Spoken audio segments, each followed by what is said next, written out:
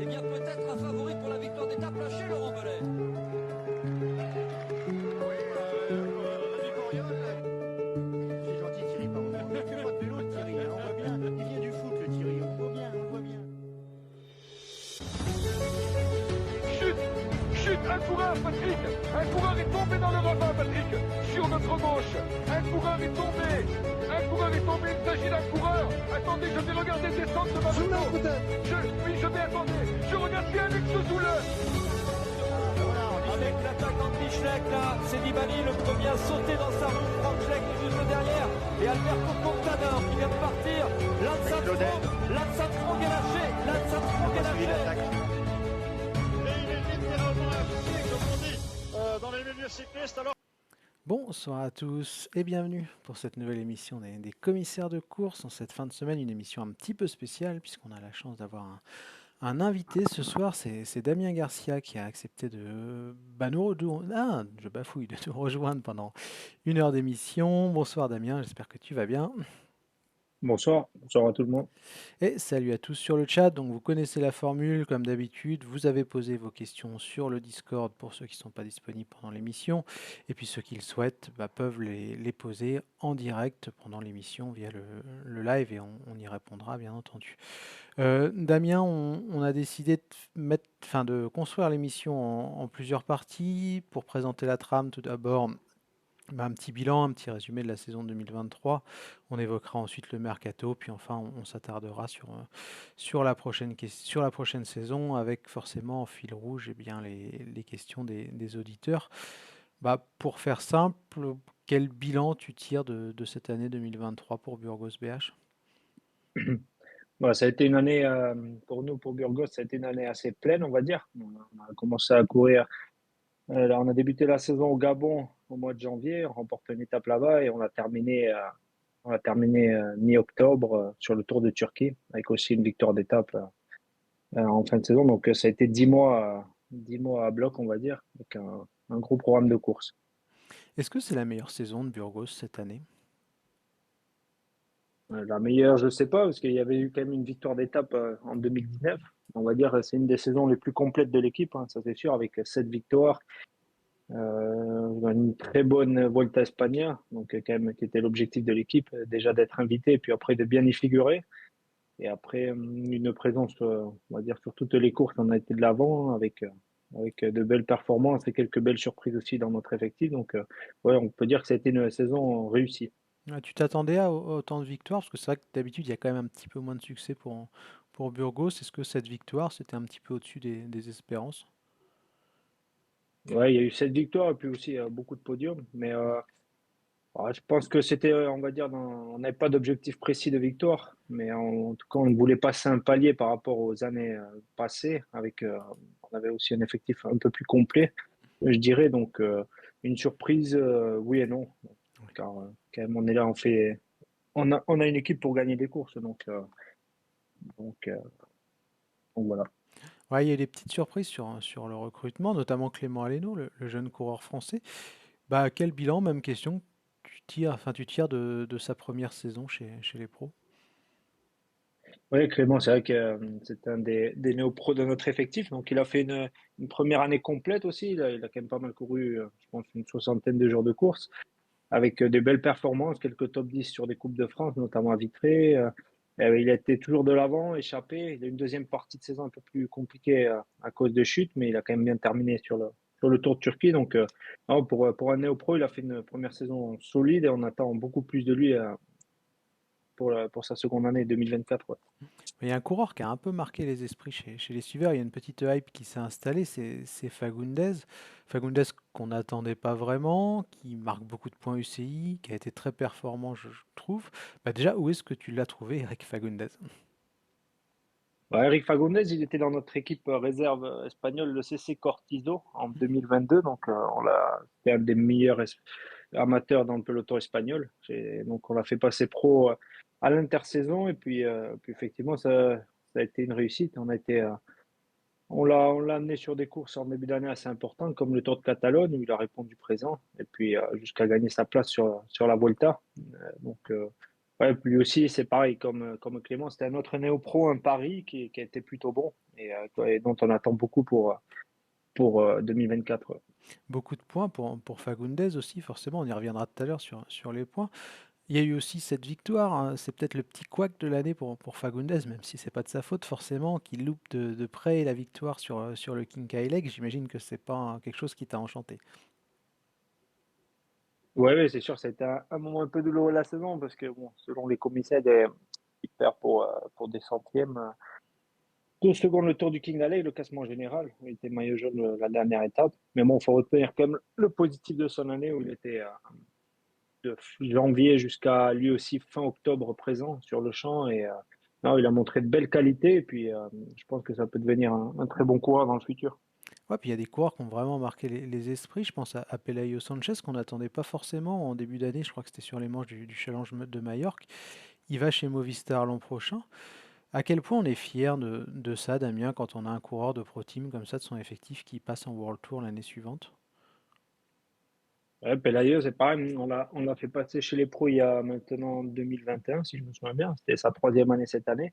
Donc, on a vu toute son évolution. Bon, dès le stage de janvier, on voyait ses données physiques sur les tests qui étaient quand même assez impressionnantes. Et il a vite confirmé sur les premières courses de l'année à Majorque, notamment avec des podiums ou encore en gagnant aux Asturies.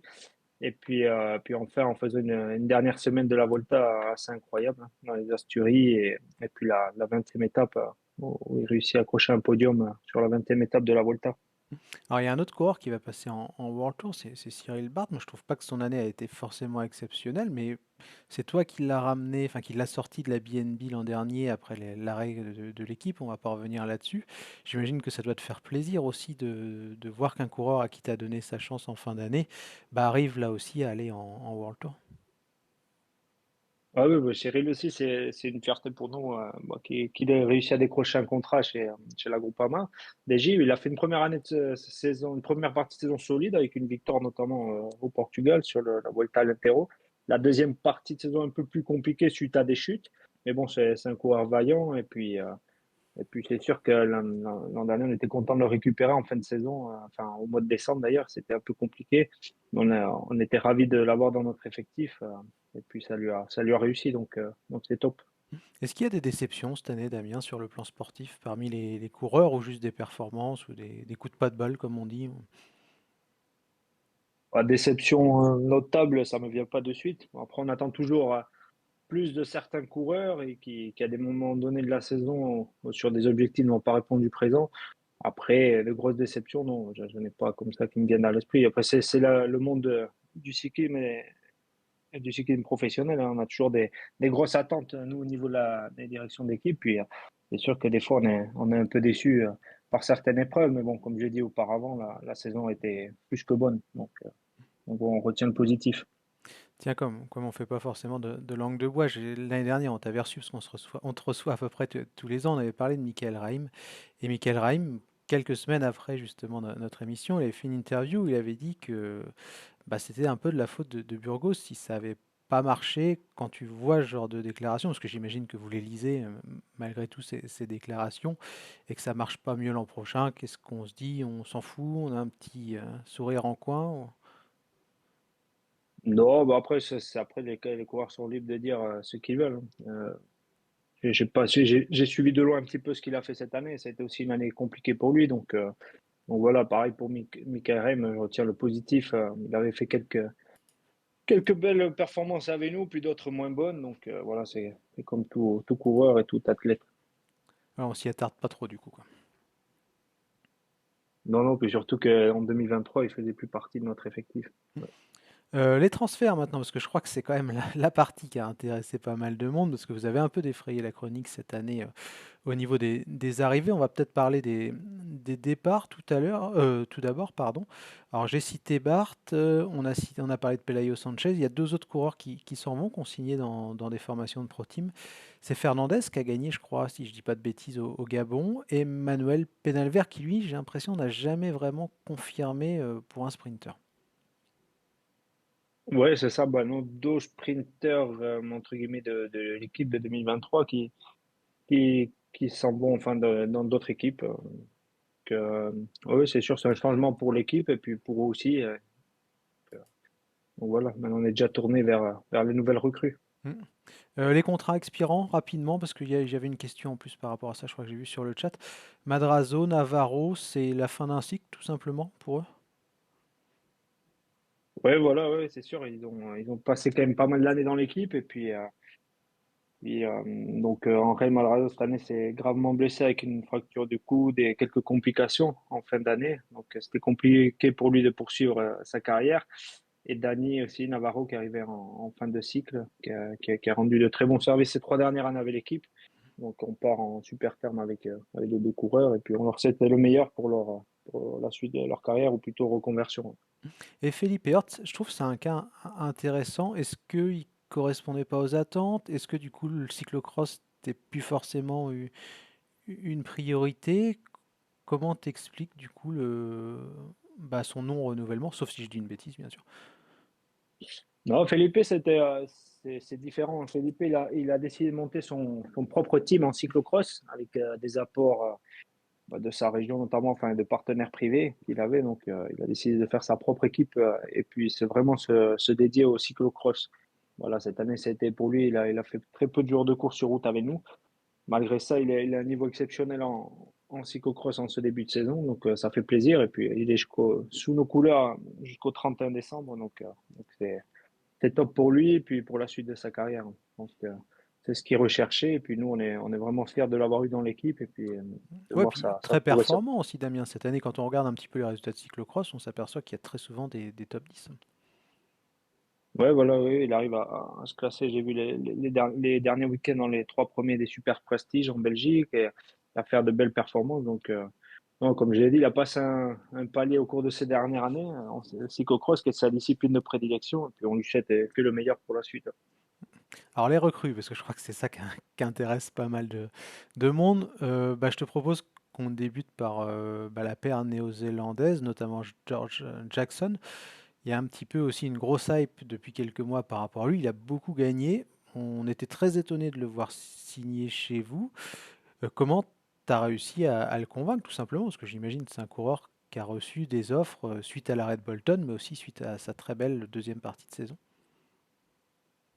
Ouais, ben Georges, ça s'est fait un petit peu au jour le jour. On s'est rendu, d'abord on a appris le départ de nos deux sprinters, comme tu l'as évoqué avant, Miguel Ángel Fernandez et Manuel Peñaver, vers d'autres formations. Donc on était à recherche dans ce secteur-là de gars rapides. Et donc quand surgit la nouvelle de Bolton, l'arrêt de Bolton, on s'est mis de suite en contact avec lui. On l'avait vu gagner sur le Tour du Taillou Lake où on avait une partie de l'équipe nous qui était présente aussi. Et du coup, le contact s'est fait assez rapidement. Il a été séduit, je pense, par le projet, le calendrier des courses qu'on peut lui apporter, et aussi avec l'arrivée de son collègue et coéquipier Aaron Gate. Je pense que ça a quand même pas mal influé. Et sans rentrer dans les détails, forcément, parce que c'est des trucs assez internes aux équipes, est-ce que c'est dur? Est-ce qu'il faut batailler sur des coureurs comme ça qui peuvent potentiellement être demandés ailleurs? Ouais, bah, enfin, batailler, ouais, c'est toujours le jeu de l'offre et de la demande, hein. Donc, on a fait une offre qui leur a paru, je pense, honorable, et puis ils ont décidé de nous rejoindre, hein. Je pense que notre programme sportif aussi pour des coureurs de leur calibre est adapté, et puis on espère vraiment qu'ils donneront beaucoup de perfs à l'équipe pour 2024. Ouais, c'est tout ce qu'on leur souhaite. Alors, il y a l'un des coureurs préférés, je pense, de nos suiveurs, c'est Sen Bayar, le Mongol. Alors là, vous avez vraiment défié la chronique, parce que je pense que personne s'y attendait. Premier coureur mongol, déjà, tout simplement, à rejoindre les professionnels en Europe, en tout cas. Comment elle t'est venue, cette idée de recruter Sen Bayar? Ouais, bah après, bon, ça faisait un moment qu'il marchait sur l'Asia Tour. Moi, je l'ai connu à l'époque où j'étais chez Interco au Japon, hein, il y a quelques années de ça.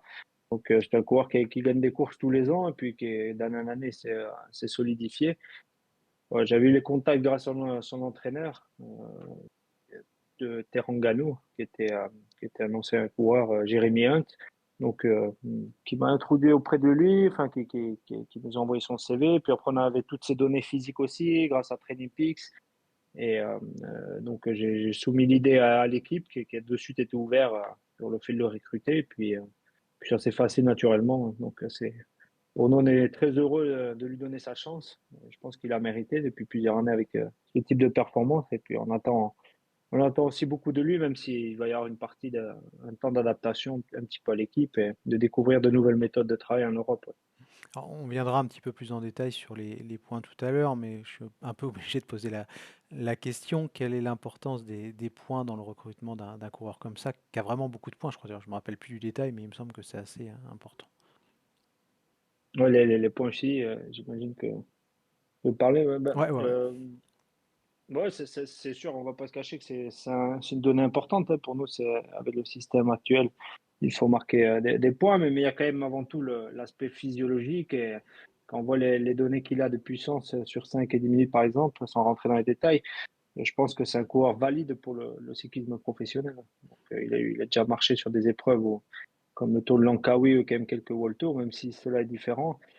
Quand un coureur est capable de marcher pareil sur 70 jours de course à l'année, il a été régulier tout au long de la saison. Je pense qu'il est valide hein, pour une équipe comme nous. Et- et donc, avant de parler des points ici, c'est le coureur en lui-même Ouais.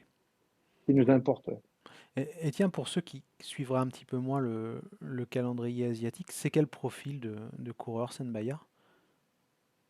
On va dire que c'est un puncher grimpeur, mais avec une bonne pointe de vitesse, qui sprinte très bien. Bon, lui, il se définit comme ça d'ailleurs. Il est capable de régler des petits groupes au sprint.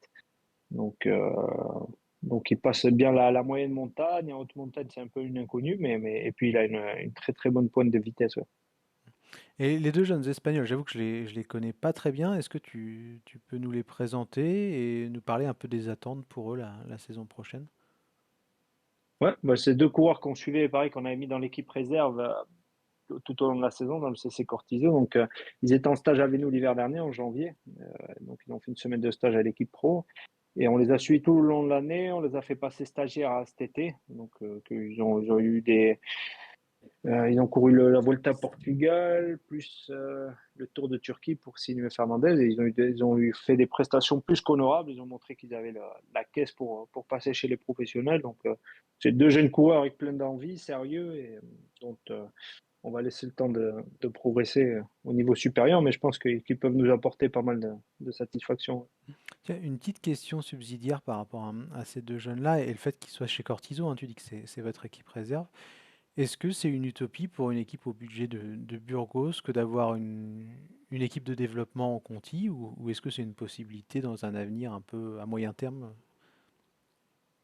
Là, c'est vrai qu'on voit que maintenant, beaucoup de, bah, quasi, voilà, toute la totalité des équipes World Tour ont une équipe continentale. Après, au niveau pro team, c'est moins le cas. Je crois qu'il y a Bingoal qui l'a, puis certainement que j'en oublie, Uno X et quelques autres équipes. Mais on a déjà mis en place ce système depuis cette année qui a bien marché. Parce qu'on passe aussi Sergio Stumil, le Guatémaltèque qui vient aussi du CC Cortizo. Et sans compter Eric Fagundes l'année antérieure. Donc, on y va étape par étape. On va dire que c'est quand même un calendrier très intéressant. Après, de là, passer en continental, je pense qu'il y a encore un pas pour eux. Donc, c'est pas d'actualité pour le moment, mais bon, on verra à l'avenir. Ouais, justement, tu parlais de Tchoumil. Là aussi, vous avez pardon, défié un petit peu la chronique en le prenant. Et bah, pour l'instant, ça marche plutôt pas mal. Il n'est pas officiellement un coureur de Burgos, même si on est en 2024 au niveau de la saison. Mais si je dis pas de bêtises, il a gagné 2 étapes lors de son tour national récemment. Ouais, c'est Sergio, c'est un jeune coureur, pareil, qui vient du VTT, un pur grimpeur comme David Delgado. Donc, il a gagné aussi des belles courses en Espagne, la Vuelta Zamora cette année en amateur. Il a eu des perfs super intéressantes au niveau de ses données physiques en montagne. Donc, je pense il peut surprendre pas mal de monde. Il vient aussi d'un village en altitude au Guatemala. Donc, pour nous, c'est un pari, encore une fois, avec un jeune coureur, mais qui a déjà qui a déjà montré de belles choses chez les amateurs et au cours de son dernier tour national. Donc, pareil, on aura des attentes sur lui pour le futur. Dernière recrue, Georgios Bouglas. Là aussi, ça a surpris beaucoup de monde. Un coureur plus expérimenté cette fois-là, qui a quand même de la bouteille. Qu'est-ce qui vous a séduit dans son profil? Bouglas, c'est un type plutôt sprinter, un coureur plutôt sprinter, pareil, qui avait passé ces dernières années sur l'Asia Tour. Il va représenter la Grèce, il est champion national ces 2 dernières années de son pays, il va représenter la Grèce au prochain JO, comme Saint-Bayer d'ailleurs. Et c'est un coureur dans un profil qu'on recherchait, voilà, pour aider, pour compléter le Jackson au niveau des sprinters, on était en recherche de ce profil-là et on a été le récupérer. Donc c'est encore un autre pari, voilà. C'est un autre pari qu'on a fait et dont on attend quand même beaucoup parce qu'il est plus expérimenté. Et on verra un petit peu ce que ça donne dès le mois de janvier. Alors, on sait que parfois il y a un certain conservatisme dans le monde du cyclisme. Quelles ont été les réactions en Espagne quand vous annoncez que vous prenez deux Néo-Zélandais, un Mongol, un Guatémaltèque, un Grec et finalement que deux Espagnols? Est-ce qu'il y a eu que du positif ou quelques critiques par rapport à ça? Non, honnêtement, les réactions étaient très bonnes. Ouais, ouais, on était agréablement surpris. Ça a été positif, hein. L'équipe grandit aussi. Burgos, ça reste une équipe espagnole qui est basée en Espagne, à Burgos, bien sûr, avec un staff intégralement ou quasi la totalité espagnole, avec des sponsors espagnols et un groupe, la majorité des coureurs de l'effectif l'an prochain seront espagnols, 12 coureurs, je pense, sur 21 qui est espagnol. Donc, l'équipe reste dans cet axe-là, mais en s'ouvrant un petit peu à l'international, comme nous le demande, comme sont les exigences du niveau actuellement. Si on voit en World Tour, c'est compliqué d'avoir une équipe avec 100% la même nationalité de coureurs. Donc, faut laisser sa chance aussi aux coureurs extérieurs et je pense qu'on est en train de le faire. On va parler un petit peu des points UCI maintenant, Damien, si tu le veux bien. Déjà 32e place l'an passé, au niveau plus ou moins de tes concurrents, hein. Kern Pharma qui est une place devant, Euskaltel est 2 places derrière, Cararoal un tout petit peu plus encore en avant. Est-ce que vous êtes satisfait sur le plan comptable? Ouais, après, c'est sûr qu'il faut rentrer dans les exigences de Lucie, qui était, je crois, le top 50 pour accéder au Grand Tour l'an prochain, pour être potentiellement invité sur le Tour d'Espagne. Donc, le contrat est plus que rempli. Après, voilà, nous, on fait pas des points ici non plus une obsession. Comme je l'ai dit, on va sur les courses pour avant tout essayer de performer, de ramener des victoires, et puis sur les courses de plus haut niveau, de faire la course à l'avant. Donc, les points suisses sont un paramètre à prendre en compte, comme toutes les équipes, mais on n'en fait pas non plus une obsession. Et, Oui, puis donc, top voilà 50, ce que vous je peux étiez dire. large normalement. Il y avait... Oui, voilà, comme tu as dit, on finit dans les 35 premières équipes, je crois 32e. Donc, oui, oui, il n'y a pas de ce côté-là, on était assez large, même si c'est vrai que l'étau va se resserrer en 2024 et Est-ce que du coup, 2025. Ouais. parce que tu le dis justement, bah, pour ceux qui savent pas, l'an prochain c'est top 40, est-ce que du coup ça accentue la pression ou est-ce que pour vous vraiment l'année charnière, ça sera 2025 avec ce top 30 qui sera forcément un petit peu plus dur à atteindre? Enfin pas automatique en tout cas. Ouais, bien sûr, les exigences d'année en année vont être de plus en plus hautes. Mais bon, je pense qu'on est dans les clous et qu'au niveau de l'effectif qu'on a global, on devrait atteindre cet objectif en 2024. Ouais. Est-ce que c'est pas un peu trop haut comme demande de la part de Lucie, le top 30? Moi j'avoue que top 40 ça me paraît bien, mais top 30 j'ai peur qu'on laisse pas forcément Burgos, mais beaucoup d'équipes pro team de qualité sur le carreau. Ouais, après, c'est un sujet un peu débat, hein. C'est pas évident non plus pour Lucie, je pense. Ce qui est compliqué, c'est d'avoir un système de points sur des courses un peu différentes. C'est pas la même chose d'aller marquer des points sur des 2 points ou Pro Série en espagnol ou même en France que sur le circuit asiatique, par exemple, ou l'Africa Tour. Mais bon, après, je pense aussi que ça rejoint un mouvement pour professionnaliser le cyclisme et puis tirer tout le monde vers le haut. Donc, en tout cas, nous, on se doit de se prendre au jeu et puis d'être ambitieux aussi, de progresser et puis de répondre aux attentes de Lucie afin de participer au grand tour. Et forcément, on cherche à optimiser. On voit, je l'ai dit, 2024, ça a commencé je sais plus, le 19 octobre, si je dis pas de conneries. Et vous avez déjà marqué des points, et beaucoup de points avec Fagundes. très sincèrement, s'il n'y a pas autant d'importance pour les points, est-ce que vous mettez Fagundes au championnat panaméricain? On a vu qu'il y avait Sepulveda aussi, et là, il y a, je crois, 4 ou 5 équipes déjà qui ont des points, ce qui est assez inédit. Ouais, après, Eric, de toute façon, était sélectionné par son équipe nationale pour aller puter les Jeux. C'est tous les 4 ans, il me semble. Donc, il aurait couru quand même. Et puis, il y avait aussi Narvaez, Dineos, si on regarde plus en détail, Carapace. Je pense que il était avant tout appelé par son équipe nationale. Et puis après, le système de points veut que ces points-là elles sont pour 2024. Donc, tant mieux pour lui et pour nous, quoi, surtout, pour l'équipe. Ouais. T'étais surpris de voir qu'il y avait autant de coureurs pro au départ de cette course-là? Non, Non? sincèrement non, parce que je sais que toutes les équipes envoient leurs meilleurs coureurs sur ces jeux. C'est comme sur les Jeux asiatiques.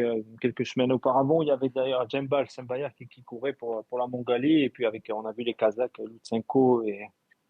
et, Lutsenko et Fedorov, il me semble. Donc, Ouais, ouais, je crois. donc toutes les nations envoient, on va dire, leurs meilleurs coureurs pour essayer de ramener des médailles aussi. Donc, ouais, ça fait partie du jeu. Et c'est vrai qu'LCYXL nous le dit sur le chat, il n'y a pas d'équivalent en Europe parce qu'il n'y a pas forcément. Enfin, il y a des jeux européens, mais je crois qu'il n'y a pas forcément de course en ligne ou un truc dans le genre. Il me semble, on va passer justement à 2024. 2024, bah, ça va bientôt débuter. Déjà, où est-ce que vous en êtes? Est-ce que vous avez déjà fait un premier stage? Est-ce que tu as pu rencontrer les différentes recrues? Ouais, on a effectué un stage il y a une dizaine de jours à Burgos avec un stage d'intégration de 3 jours, donc avec plein d'activités sauf du vélo de route. Voilà, les gars étaient avant là tout pour effectuer les tests médicaux, se rencontrer, voir les nouveaux. Donc il y avait quasiment la totalité de l'effectif qui était présente, sauf les deux Néo-Zélandais, Ronget qui courait une compétition sur piste et Sergio Tchoumil qui était sur son tour national. Mais bon, il y avait par exemple Saint-Bayard et Bouglas qui étaient là. Donc ils ont pu connaître l'ensemble du staff technique et puis nous aussi, les nouveaux, mettre les visages sur les nouveaux coureurs. Au niveau du calendrier, tiens, c'était un des axes que je voulais aborder avec toi. Ça fait un peu le lien entre 2023 et 2024. L'année dernière, enfin cette année, pardon, j'ai repéré qu'en dehors des courses espagnoles où vous êtes logiquement invité, vous avez fait, je crois que c'est la première fois de l'histoire de l'équipe d'ailleurs, que vous faites la Flèche Wallonne et le Grand Prix de Francfort. Comment ça se passe à ce niveau-là? Je pense que c'est quelque chose qui peut intéresser nos auditeurs, de savoir est-ce qu'il y a une énorme bagarre, comment est-ce qu'on séduit ASO entre guillemets pour participer à une Flèche Wallonne? Ouais, la Flèche Wallonne, c'était un des grands moments de la saison. C'était une belle classique d'un jour pour nous au World Tour. Donc c'était un honneur d'être invité. Donc, tout comme on a réalisé Francfort également, mais aussi la classique Saint-Sébastien qui est un peu plus courant pour notre équipe. Donc non, c'est sûr, c'est toujours nous, on dépend, en étant pro team, on dépend avant tout des invitations. Donc c'est toujours, je pense que ça se fait au niveau des résultats et puis de la notoriété de l'équipe au fil des ans. Voilà, donc c'est une candidature qu'on doit faire auprès de toutes les épreuves et puis attendre, on est dépendant vraiment de la décision des organisateurs. Bon, forcément, tu vas pas pouvoir nous dire si tu vas au Tour d'Espagne l'an prochain, mais sur les plus petites courses du World Tour, est-ce que vous avez déjà ciblé des épreuves hors Espagne, bien entendu, où vous aimeriez être? Est-ce que vous souhaitez retourner à la Flèche Wallonne, à Francfort, je sais pas, en Pologne, au Tour Down Under, etc., etc. Est-ce que vous avez ciblé déjà des courses World Tour? Au niveau du calendrier, il n'y aura pas de grands changements, je pense, par rapport à cette année. Voilà, le gros axe, c'est maintenant, c'est de gagner notre place sur le prochain Tour d'Espagne. On ne va pas se cacher que c'est quand même l'objectif majeur de l'équipe. Après, au niveau des épreuves World Tour, hors Catalogne, Pays Basque, San-Sébastien ou Vuelta encore, on n'a pas je pense pas qu'il y aura de gros changements. On demande toujours les plus grandes courses, hein. Bien sûr, on rêve de participer à des monuments du cyclisme, tel un Paris-Roubaix ou Liège, par exemple. Mais bon, on en est encore loin. Et puis, comme je l'ai dit auparavant, on est dépendant des invitations. Donc, au niveau du calendrier, je pense que ça restera similaire à cette année, en essayant d'être un peu plus ambitieux et pourquoi pas d'être retenu sur une ou deux épreuves de plus. Et au niveau du calendrier extra-européen, parce que on l'a dit, tu auras un Mongol, il y aura aussi les deux Néo-Zélandais, il y a Tchoumil aussi. Est-ce que ces arrivées vont modifier un petit peu votre calendrier? Cette année, vous avez fait un peu moins de courses en Asie. Est-ce qu'on va revoir, je sais pas, le Langkawi, pourquoi pas la Thaïlande ou d'autres épreuves asiatiques au calendrier de Burgos en 2024? Ouais, c'est pas impossible, hein. On a travaillé en tout cas sur le calendrier global de la saison prochaine et c'est sûr qu'il se peut qu'il y aura quelques surprises, hein. Après, voilà, la priorité, c'est d'être présent sur les courses où le sponsor nous demande en Espagne notamment. Et puis, en complétant cela, en complétant cela, oui, avec des épreuves un peu plus, on va dire, entre guillemets, exotiques ou sur d'autres continents. Alors quelqu'un comme moi qui regarde beaucoup les points UCI, il peut pas s'empêcher de voir qu'il y a des courses en Nouvelle-Zélande en janvier. Est-ce qu'il y a une chance, c'est peut-être pas fait d'ailleurs, je ne sais pas, de voir, ou est-ce que c'est une volonté en tout cas de voir Jackson et Gate à la Gravelentar et la New Zealand Cycle Classic?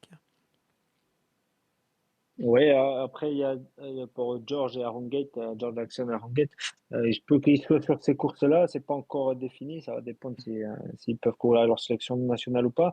Après, je sais qu'ils seront présents sur la Coupe du Monde sur piste à Adélaïde fin janvier, donc ça, c'est leur premier objectif de la saison sur piste, parce qu'il faut pas qu'ils oublient qu'ils seront aussi focus sur les JO de Paris, où Aronguet d'ailleurs est champion du monde sur piste, de la course au point, donc c'est son grand objectif de l'année, et Georges l'a poursuite par équipe, donc on leur laisse faire le début d'année chez eux, et puis ils nous rejoindront après leurs championnats nationaux mi-février à peu près. Ouais. Est-ce qu'on a une chance aussi de les voir sur les championnats d'Océanie? Là aussi, c'est un gros pourvoyeur de points cette épreuve-là. Enfin, les deux épreuves, il y a un chrono. Non, ça je pense pas parce qu'ils ils seront sur focus sur la saison en Europe et on avait regardé que les dates ne coïncidaient pas. Donc, non, non. Après, ça sera priorité à notre programme de course en Europe. Ouais. Alors, je sais qu'il y en a beaucoup qui s'intéressent justement au programme. Alors, j'imagine que tu peux pas tout dire, et puis il y a peut-être des choses qui sont pas définies, mais par exemple, pour un coureur français comme Clément Aleno, est-ce qu'on sait déjà où est-ce qu'on va le faire reprendre, ce qu'on veut le faire courir l'an prochain? Ouais, bah, lors du dernier stage, on a eu les réunions individuelles avec chaque coureur en leur donnant leur grande ligne les grandes lignes de leur calendrier.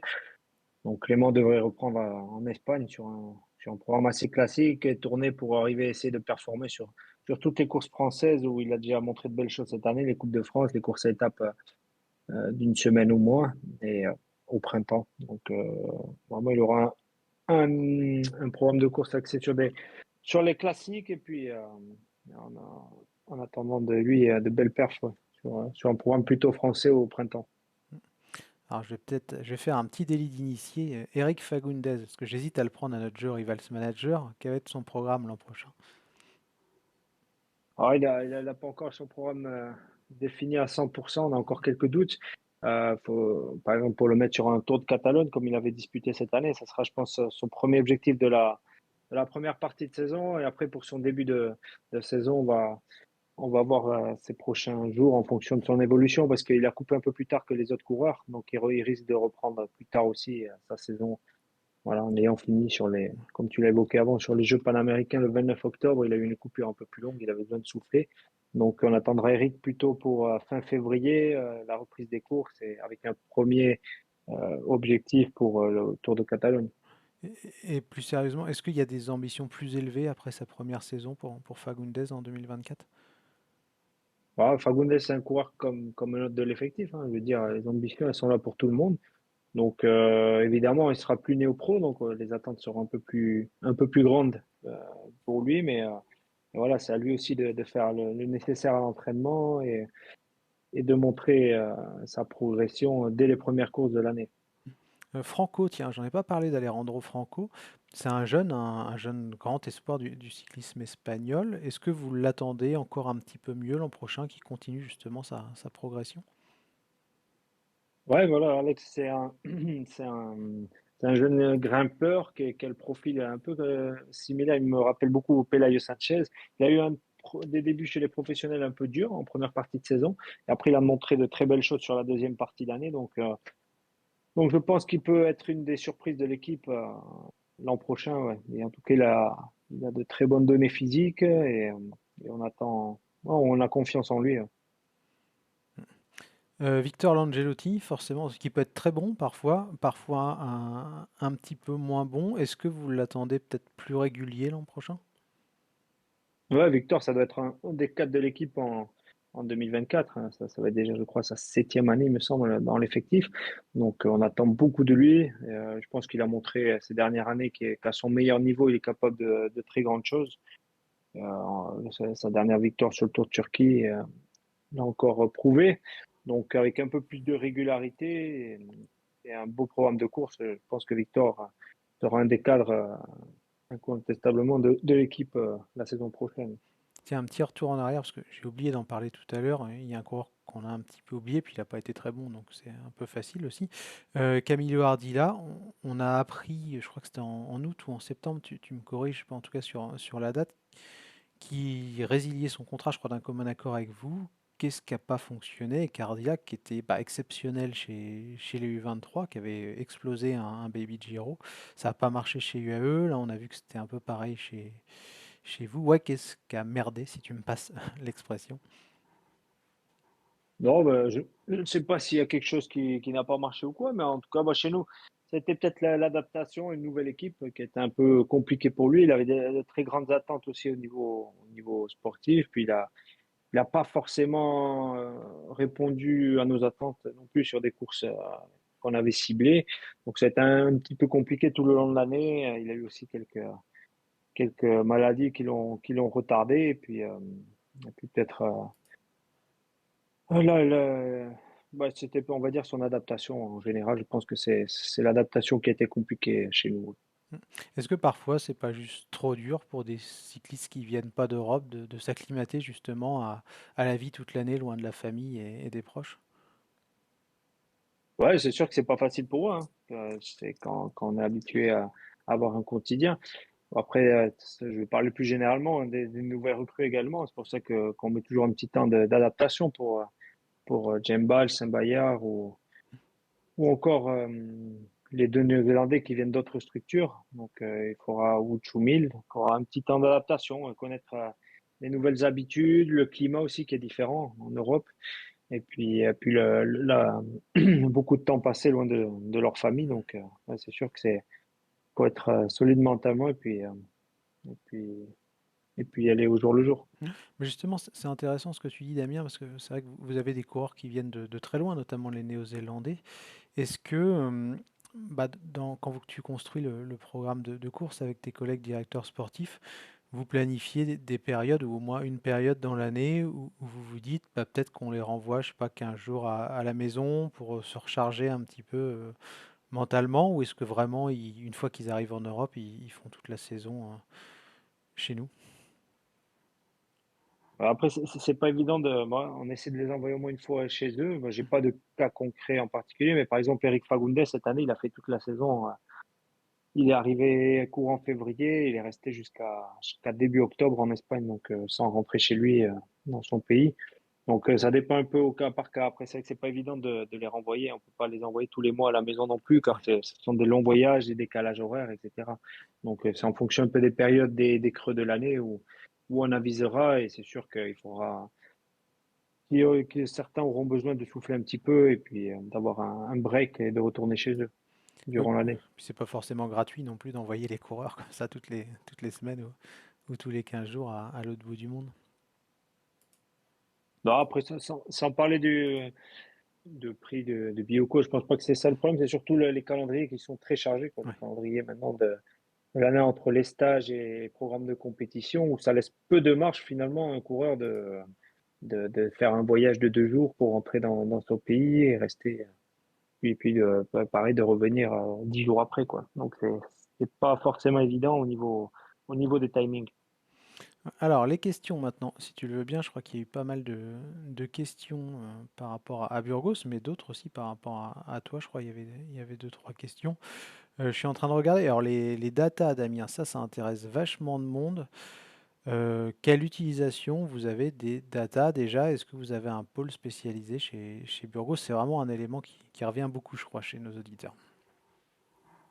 Oui, bien sûr, bah, ça, c'est un paramètre primordial. Bon, avec les entraîneurs de l'équipe et les autres directeurs sportifs, etc., on fait des réunions régulièrement, puis on a l'accès aux données de chaque coureur, avec les données de puissance, aussi les données, le contrôle, le suivi biologique de chaque coureur.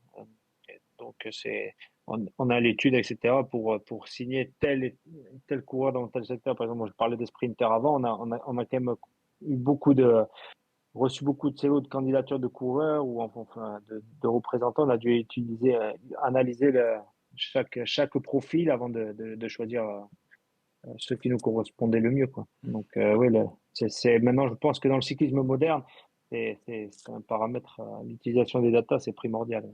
Alors, je ne vais pas vous demander ce que vous utilisez forcément, parce que je pense que tu ne pourras pas répondre à la question, mais quel regard tu portes là-dessus? Est-ce que tu penses que c'est vraiment quelque chose qui est de plus en plus essentiel dans le cyclisme, justement dans cette volonté de se professionnaliser, d'avoir toujours accès à des données qui vous permettent d'analyser de mieux en mieux les potentiels des coureurs, par exemple?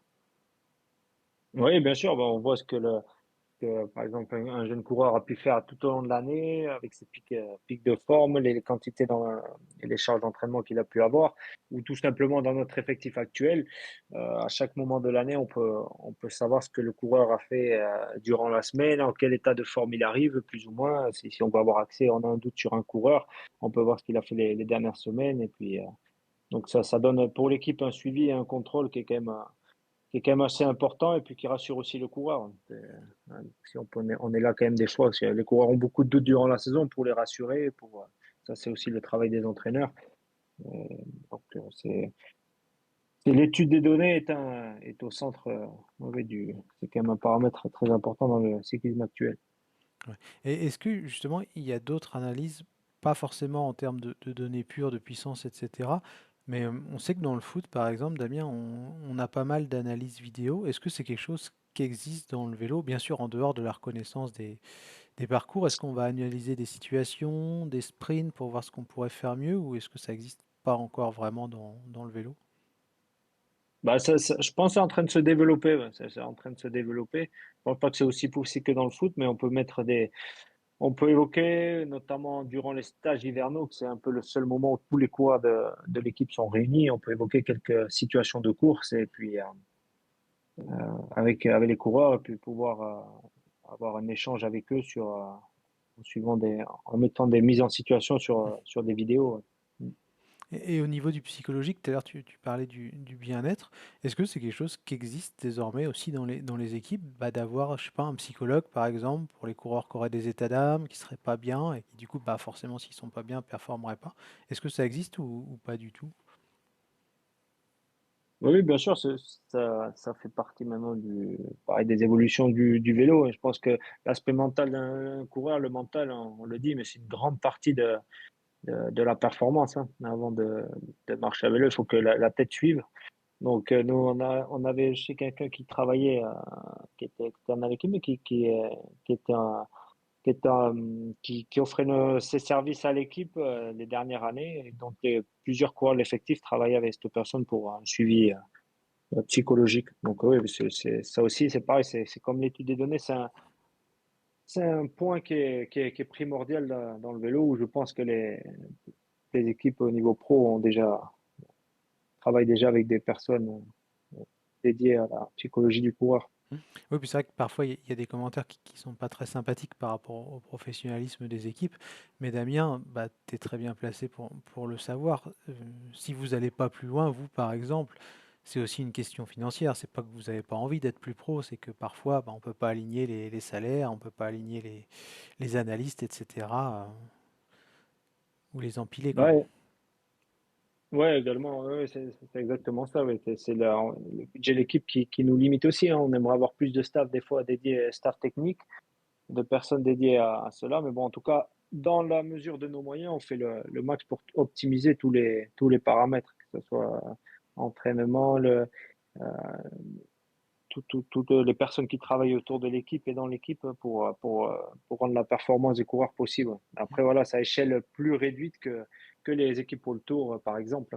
Hein. Oui. Donc ça, on peut pas se le cacher. Ouais. Et justement, tiens, j'ai vu qu'il y avait pas mal de questions, de réflexion, pardon, par rapport au recrutement. Est-ce qu'il est terminé ou pas? Là aussi, c'est vrai qu'il faut le dire, vous avez le droit de monter à 30 coureurs, mais si vous montez pas à 30 coureurs, il y a un minimum en World Tour. Je crois que c'est 45 000, 50 000, je sais plus, tu vas pouvoir corriger le salaire minimum annuel, mais si vous ne montez pas à plus, je ne sais pas si vous aurez un coureur ou deux en plus, mais c'est juste parce que vous pouvez pas. Si vous pouviez, bien entendu, vous monteriez à 30.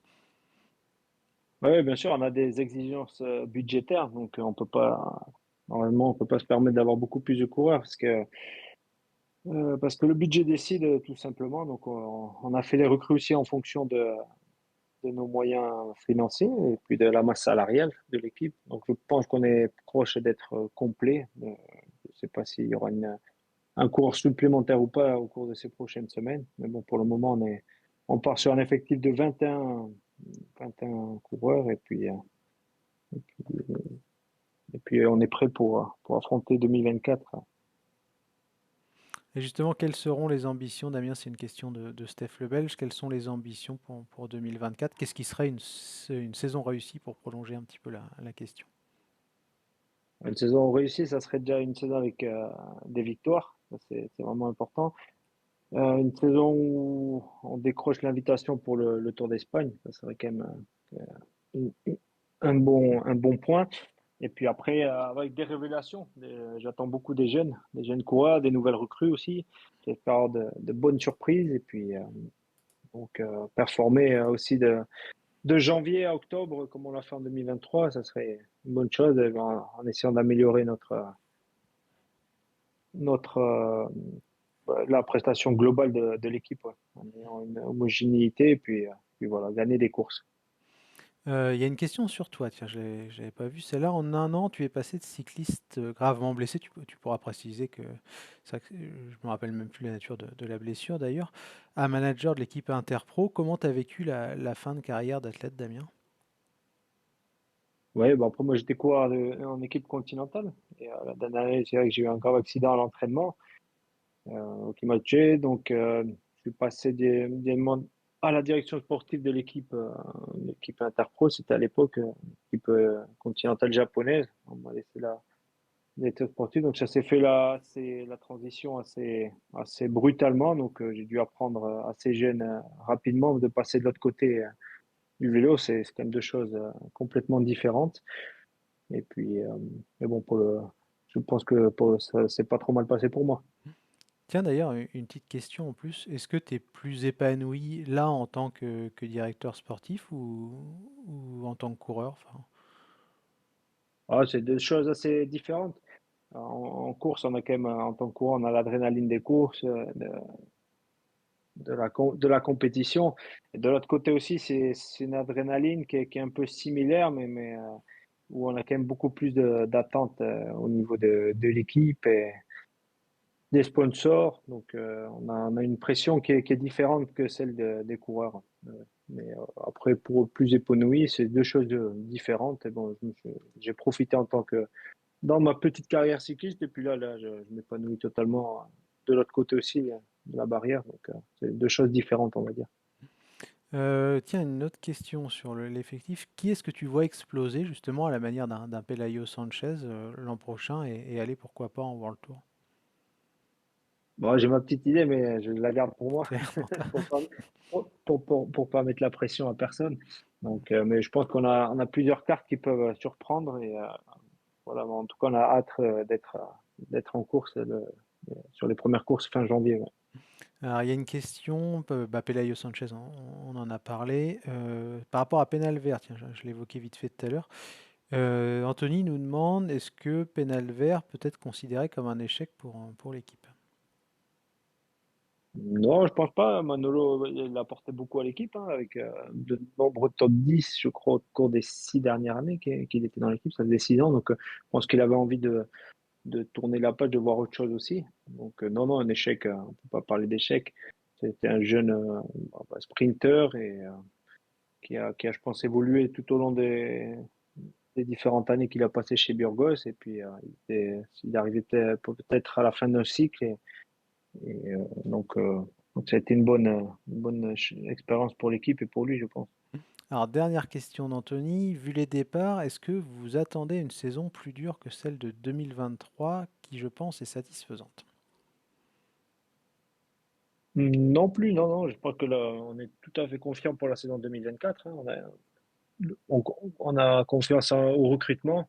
Moi, en tout cas, je suis serein sur les recrues qu'on a pu effectuer, un peu différentes, mais bon, et puis sur l'effectif actuel aussi, on a de très bons coureurs qui étaient là en 2023 et qui seront toujours là en 2024, qui peuvent nous apporter de belles perfs, un mélange entre l'expérience et puis la jeunesse aussi. Donc, non, non, on n'a pas de quoi être inquiet. Et puis, on a un effectif complet, capable de peser je pense, sur une bonne partie du calendrier à notre niveau, hein. Je suis bien conscient qu'on reste une équipe de pro team. Alors, Clem a parlé de Felipe Hort, mais tu as déjà répondu tout à l'heure sur les raisons de son départ. Je vois que Seb a mis des questions aussi. Alors, il parle de la Catalogne. C'est vrai qu'il y avait eu pas mal de témoignages de coureurs qui avaient été impressionnés par la vitesse des étapes en Catalogne. Est-ce que tes coureurs ont ressenti un petit peu la même chose? Ouais, c'est sûr que c'est pas des parties de plaisir, hein, quand on fait moi, j'étais dans la voiture sur des épreuves, par exemple, comme le Catalogne cette année ou encore le Tour du Pays Basque. C'est vrai qu'on sent la différence de niveau, hein. Chaque année, entre les différentes catégories, les épreuves World Tour, les Pro Séries, les points 1, on sent, ou encore les points 2, on peut voir entre chaque catégorie de gros écarts de niveau, hein. Donc, oui, c'est sûr que Tour de Catalogne ou encore, moi j'ai plus ça en tête, le Pays Basque, ce sont des épreuves où ça roule très très vite, hein. Les coureurs sont au pic de forme avant les classiques ardennaises, notamment, enfin les classiques du printemps. Donc, c'est sûr que c'est pour des équipes comme nous, de catégorie Pro Team, on sent la différence de niveau, ouais. Et justement, Seb, il prolonge sur ta dernière réflexion. Comment exister sur ces courses quand on est une équipe pro type comme Burgos? Ouais, bah, c'est comme sur un grand tour, je dirais, peut-être plus accentué encore sur des épreuves d'une semaine au printemps, mais nous savons tous aller de l'avant. On est au général, c'est toujours compliqué, même si cette année on a un gars comme José Manuel Diaz, je crois qu'il est rentré dans les 20 premiers, 18e du catalogue, mais voilà, c'est rien d'exceptionnel, hein. Pour une équipe comme nous, c'est avant tout de faire la course à l'avant, d'amener des jeunes aussi pour qu'ils se développent sur des épreuves comme cela, puis on sent la différence après que ça donne un point de forme de plus quand on sort de course d'une semaine de ces niveaux. Après, quand on revient sur des épreuves 1.1, je pense à des classiques en France qu'on avait fait au printemps, on sent la différence aussi. Ça apporte beaucoup à nos coureurs. Donc, non, non, il faut prendre toujours le positif de chaque expérience. Et puis, ces courses-là, c'est le maximum dans notre sport, dans le cyclisme. Donc, c'est déjà une chance d'y être et on essaie de la prendre à chaque fois. Voilà. Tiens, tu parlais de classement général à l'instant. Sur des courses comme le Catalogne ou le Pays Basque, est-ce que c'est plus important pour le sponsor et pour vous, l'équipe, d'être vraiment, comme tu le disais, acteur de la course, d'être tous les jours à l'avant, ou plutôt plus important, comme Diaz, hein, de faire 18e au classement général?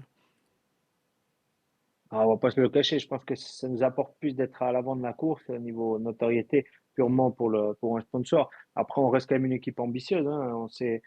Quand on envoie du monde à l'avant, c'est pour essayer aussi de décrocher une étape, hein. C'est quand même, ça reste l'objectif sur des courses comme ça. Donc, c'est la ligne un petit peu qu'on a quand on se présente au départ. On sait très bien qu'on ne pourra pas lutter pour la victoire au classement général. Il y a très très peu de chances que ça arrive. En tout cas, on prend le départ pour au moins essayer d'aller disputer les étapes, ouais. Il y a une dernière question sur Diaz, il y a pas mal de questions sur Diaz. La question, elle est plus sportive. Est-ce qu'il visera l'an prochain les classements généraux ou bien est-ce qu'il visera des coups dans les échappées, tenter de remporter des victoires d'étape? Bah, je dirais un petit peu des deux, ouais. Sur des courses d'une semaine ou comme il a pu faire en gagnant le Tour de Turquie ou des courses un peu plus réduites, on sait qu'il a le niveau pour aller décrocher de très bons classements généraux. Et après, sur d'autres courses, plutôt que d'aller viser un top 20 sur une épreuve World Tour comme on l'a parlé auparavant, il vaut peut-être mieux changer de fusil d'épaule et aller disputer une étape ou pourquoi pas un classement de la montagne sur des épreuves de tel niveau. Donc ça, je dirais, ça dépendra des courses et des moments de la saison. Une dernière question de Seb, parce que je crois que les autres, on a répondu, notamment sur le programme et le recrutement. L'équipe n'attendait-elle pas mieux d'Antonio Angulo? Ouais, Anthony Angulo, il a eu une saison un petit peu en dents de scie, avec on va dire, quelques blessures aussi, puis un petit souci externe au vélo. Donc, c'est sûr, ça a été une saison mi-teinte, mais bon, on l'a renouvelé et on attend. Je pense que lui peut faire partie des bonnes surprises en 2024. C'est un coureur assez expérimenté, qui a une bonne pointe de vitesse. Donc, on attend, c'est sûr, beaucoup plus de lui l'année prochaine. Combien de victoires pour Burgos en 2024? Bon, ça, je sais pas, je vous y répondrai à la même période l'an prochain. Ouais. Ouais, oui, c'est vrai que c'est un petit peu compliqué, puis ça pourrait être reproché en plus si jamais tu donnais pas N- le bon n- chiffre. Non, non, après, je pense qu'il faut pas se mettre de limites. C'est avant Ouais. tout être ambitieux, puis conscient de nos forces et de nos faiblesses aussi, puis aller sur chaque course en ayant des objectifs précis, et puis et c'est comme ça que les victoires viendront. Ouais. Tiens, j'avais une dernière question parce que, enfin, je la trouve intéressante, notamment sur les contrats. Là, je regardais un petit peu encore une fois les transferts, notamment Bart et comment dirais-je, et Pelayo Sanchez. Comment ça se passe quand les coureurs partent en World Tour? On sait qu'ils sont en fin de contrat, donc techniquement, ils vous doivent pas grand-chose. Mais est-ce que les équipes pour World Tour ont, entre guillemets, la courtoisie de vous appeler, de vous dire, bah tiens, même s'il est plus sous contrat chez vous, je vais lui proposer quelque chose ou pas du tout? Non, après, ça se passe plutôt avec les coureurs directement ou leur Ouais. agent, hein. Quand on est informé par le coureur ou les agents directement, c'est jamais les équipes qui les signent qui nous contactent directement. Donc, non, ça c'est comme dans les autres, dans tous les sports, je dirais. C'est le coureur directement qui nous informe de sa situation. Et les coureurs aussi, parce que j'ai lu une règle, je crois que c'est le 30 septembre, où vous êtes obligé de signifier aux coureurs qui ne sont pas prolongés. Est-ce que l'inverse est vrai aussi? Est-ce que les coureurs sont obligés de vous dire, par exemple, qu'ils ne vont pas prolonger pour la saison prochaine, ou est-ce qu'ils peuvent vous faire, entre guillemets, attendre un petit paquet de temps si jamais ils ont envie? Ah, bien sûr, ils peuvent nous faire attendre.